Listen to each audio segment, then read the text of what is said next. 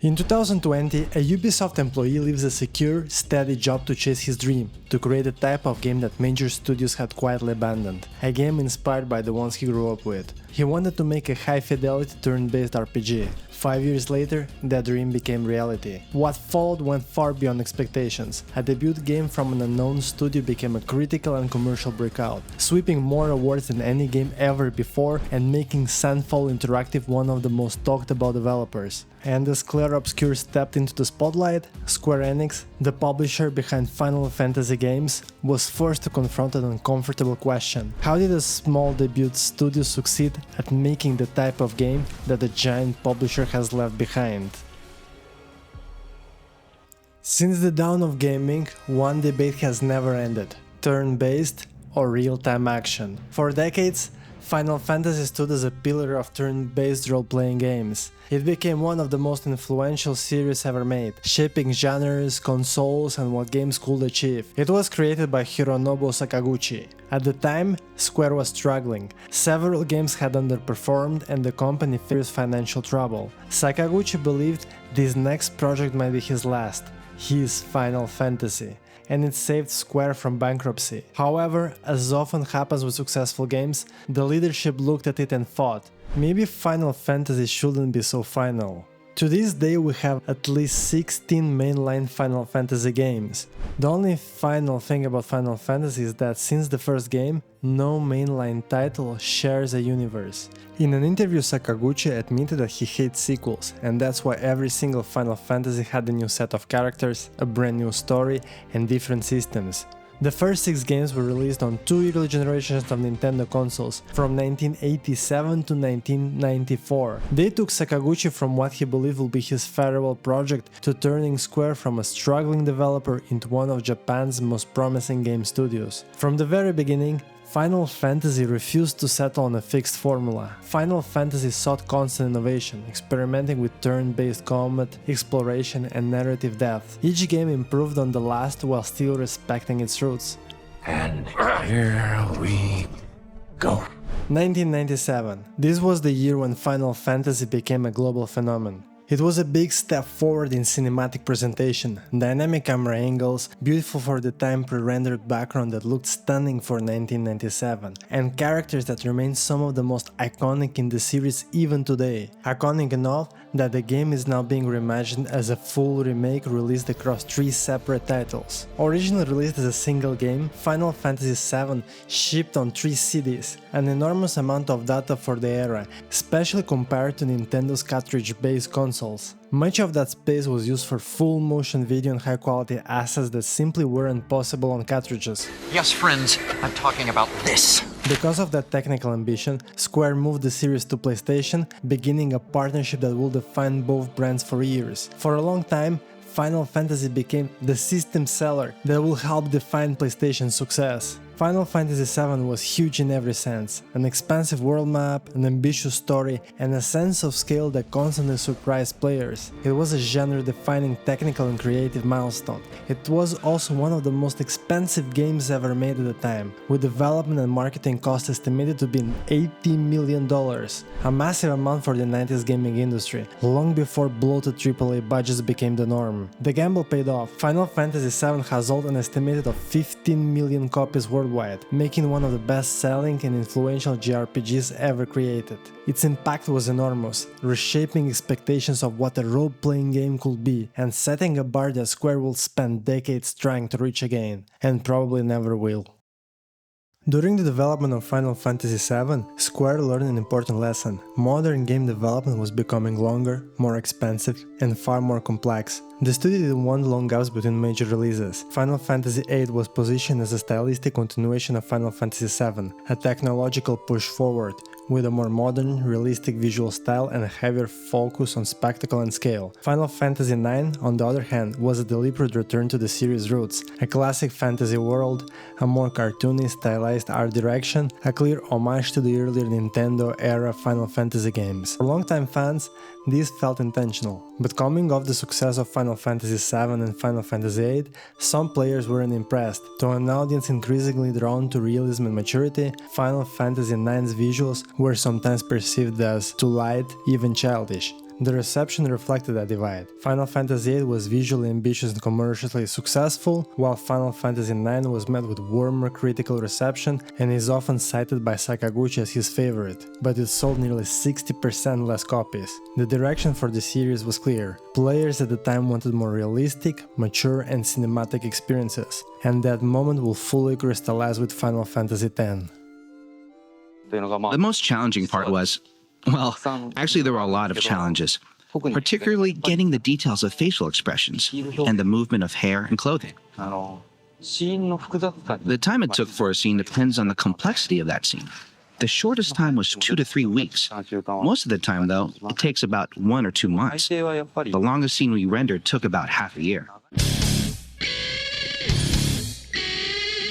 This was the biggest graphical jump I remember in my lifetime. When I launched Final Fantasy X in 2001 and saw that opening sequence, I remember that I thought, this is as good as graphics will ever get. It's very impressive to see the massive difference between PlayStation 1 and 2. Its animations and cinematic cutscenes were on a level we haven't seen before. To be fair, the game was slightly more linear than the previous titles. However, the variety of locations and sense of adventure was still there, and the ending...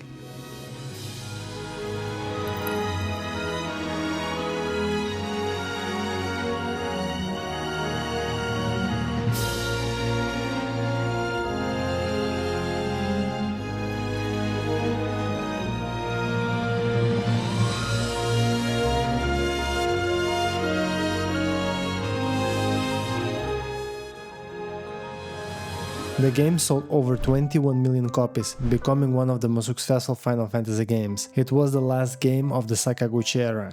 Up to this point, I believe that what made Final Fantasy special was this constant and ambitious reinvention of its formula, without abandoning its roots. Presentation, gameplay, world, each game was pushing the medium forward, showing how ambitious a video game can be. But most importantly, despite all the different Final Fantasies, they always felt final. They shared an underlying theme, a story about something beautiful that's about to die. A last journey with companions through a fragile and memorable world, packed with beautiful music, bright and unique characters you cared about, and stories that hit hard. Listen to my story. This may be our last chance.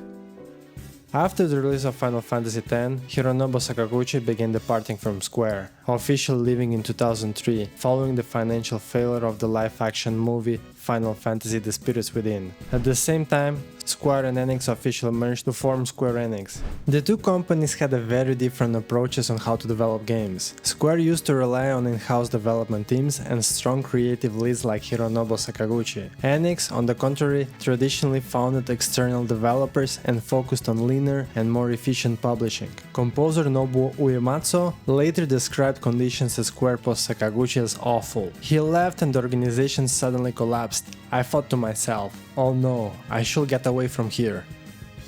One change from Final Fantasy X that you will really appreciate is all of the great costumes that not only give you additional abilities but also make you look good.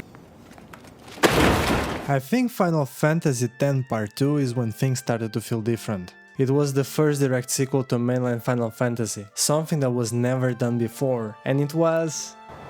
Youch!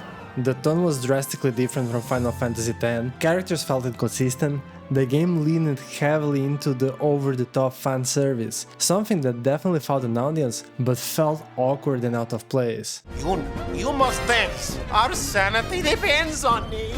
One of the main inspirations for it was the movie Charlie's Angels, and maybe here I'm old-fashioned, but that's not what I want from a Final Fantasy game. Square Enix wanted to ride the success of Final Fantasy X, breaking one of Sakaguchi's core philosophies: no two mainline games should take place in the same world.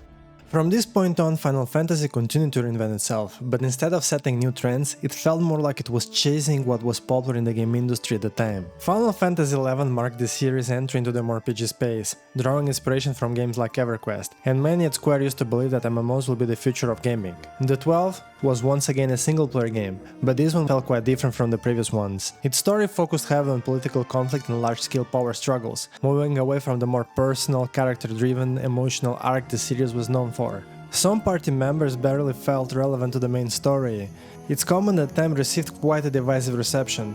Final Fantasy pushed further toward real-time systems and became known for its Gambit system. The Gambit system allowed players to create automated combat behaviors for party members, which at times made it feel as the game was playing itself. While controversial upon release, the Gambit system in the future would inspire games like Dragon Age and Pillars of Eternity. Then came Final Fantasy XIII.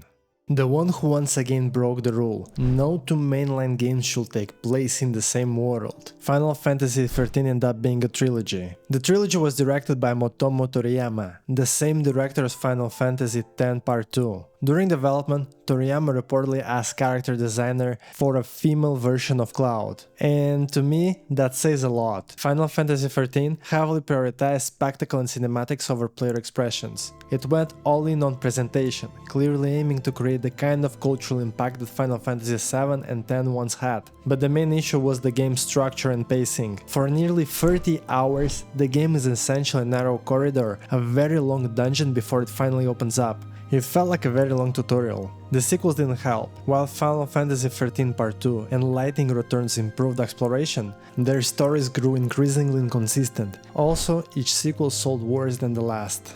We messed up. Sorry.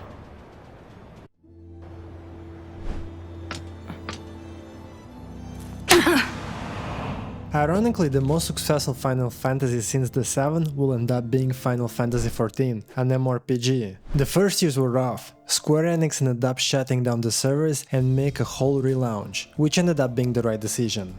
The next single-player Final Fantasy game barely survived the massive production hell. Nearly 10 years in development, engine changes, reboots, and even director changes. It was a mess. Its story was told in a fragmented way. To fully understand it, you had to watch a CGI movie and an anime. Most of the important game plot moments happen off-screen. I think the game never truly feels complete. There is a lot of heart in it, but that heart felt fractured. At its core, Final Fantasy XV is a fairly straightforward action game with light RPG elements. Much of the depth that existed in the earlier turn-based Final Fantasy games was simply gone. Is this a game to you?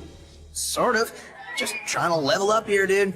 Then Final Fantasy XVI decided to leave behind almost all RPG mechanics completely, and essentially became an action game similar to a Devil May Cry. In an interview with Game Informer, the director explained why the series moved away from turn-based combat. We want to get this game in the hands of as many people as possible. A lot of gamers in their 20s, even some in their early 30s, are used to playing games where if you tilt the stick, someone moves. If you press the button, action happens. That is all immediate. It's all responsive and directly off of that action. And so trying to push that back and make players wait for everything didn't feel like the direction that games are moving on. It also featured only one playable character, abandoning the idea of an iconic party on a shared final journey. Even Final Fantasy XV, despite its changes, still had a memorable group of companions. You finished? How much did you get? Another major pitfall was its side quest design. Borrowed heavily from MMO style structure, in this case Final Fantasy XIV, it broke the pacing entirely. Both Final Fantasy XV and Final Fantasy XVI suffer from this, and Final Fantasy VII Remake has them as well. This sucks. I don't mean that any of those games are bad. I truly believe they're great in their own way, and they sold in numbers that are no joke. You can say that each Final Fantasy aged like wine. Despite some of them having a rough reception, they always end up beloved over time, and that's completely fine. But this is Final Fantasy. It used to be an industry-defining series, one that inspired players and future developers alike. I believe that cultural impact is fading. I don't think Final Fantasy lost it just due to moving away from turn-based combat. I think that more than anything, these games were built on the synergy between two core elements, an emotional story and a character-driven party-based RPG. There was always something special about traveling with a group of unique characters, embarking on one final journey to save a dying world.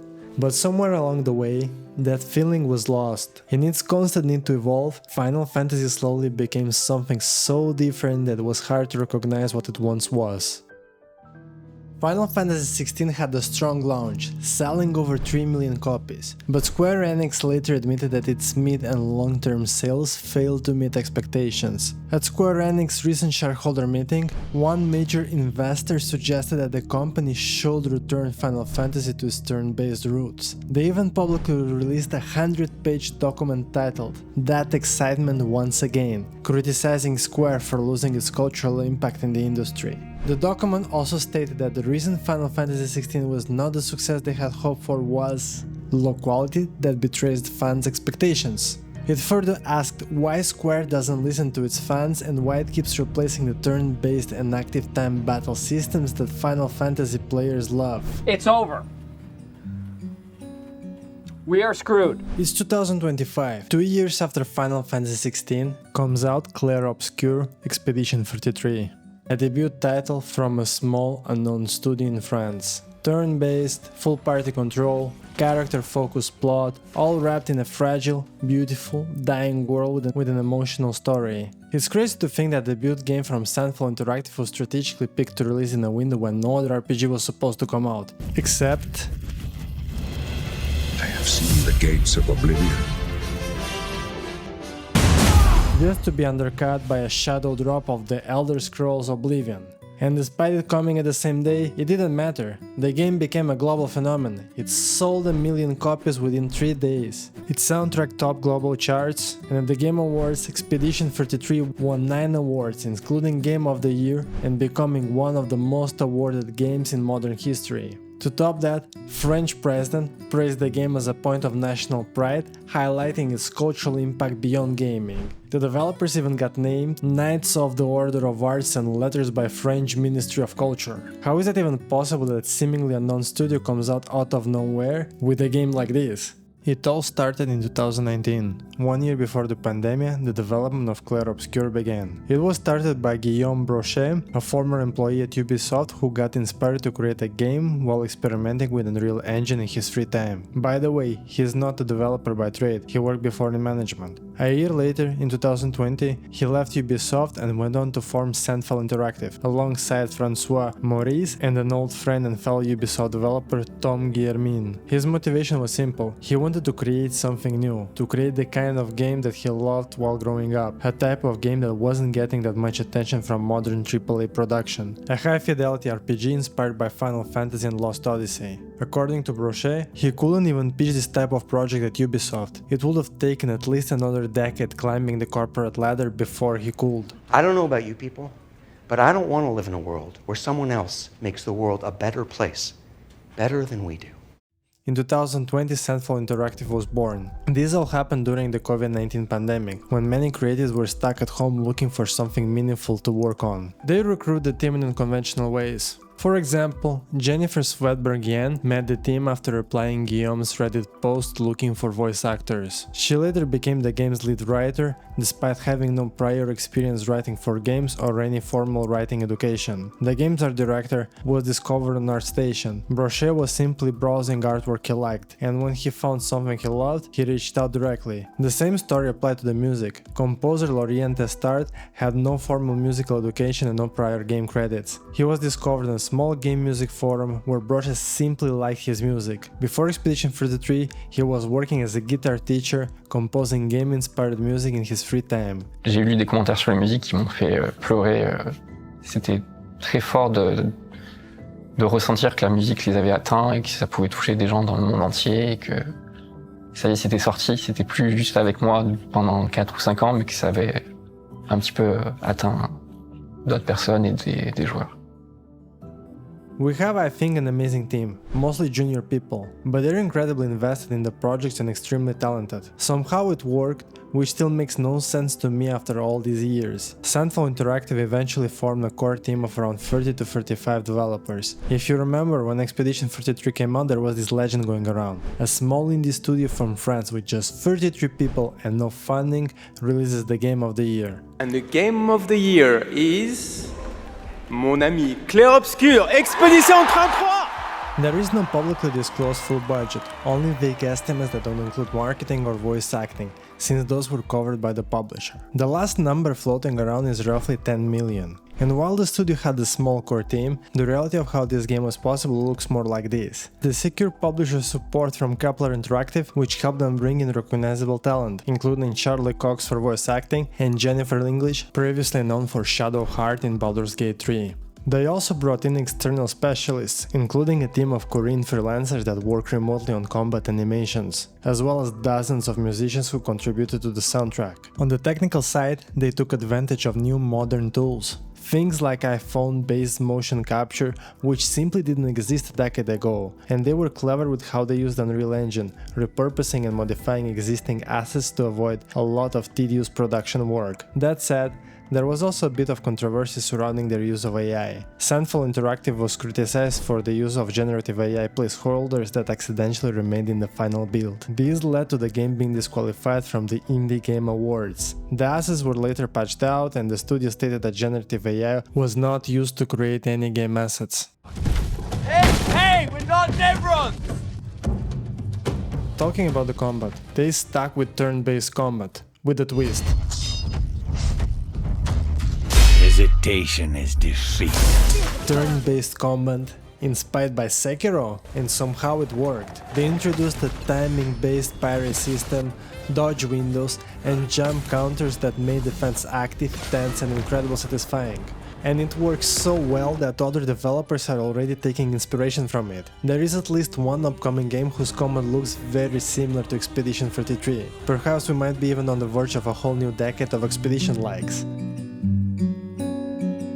This too is your legacy.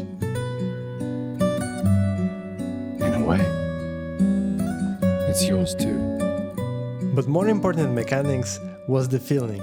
A feeling I haven't experienced in a Final Fantasy game since the 10th part. Every year a mysterious figure known as the Paintress paints a number on a monolith, and everyone above that age simply disappears. The game tells the story of Expedition 33. In the final year of their lives, the characters set out on a mission to stop her before she paints the next number. The feeling of going on a journey with friends through a beautiful but fragile world that's slowly dying. A sense of inevitable doom. Like seen in Final Fantasy X or the slow erasure brought by the Paintress, something unstoppable threatens to destroy everything. There is this sense of adventure wrapped inside a surreal dying world, an adventure filled with sadness, the knowledge that this will be their final journey, their last year, and since the beginning you have a feeling that this story might not have a happy ending. I have trust in us.